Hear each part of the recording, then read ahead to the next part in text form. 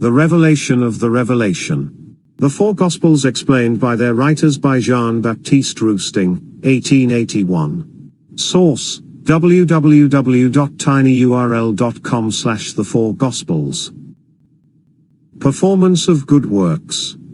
Matthew, chapter 6, verses 1 to 4. Take heed not to practice your works of mercy before men, to be seen by them, for otherwise you have no reward from your Father in the heavens. Therefore when you give alms, do not sound a trumpet before you as the hypocrites do in the synagogues, and in the streets, that they may be extolled by men.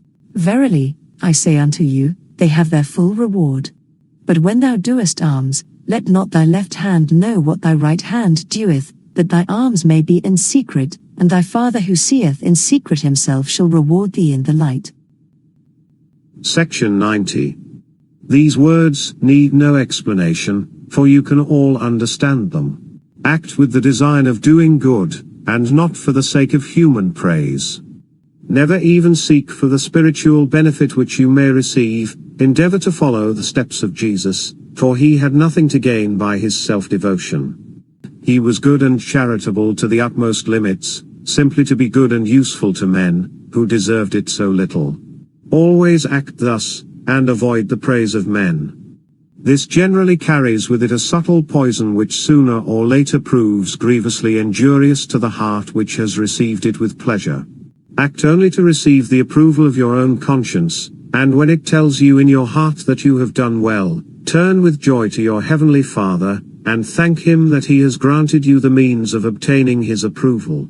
As for reward, you may look for it from his love, and benevolent spirits will tell you what it is.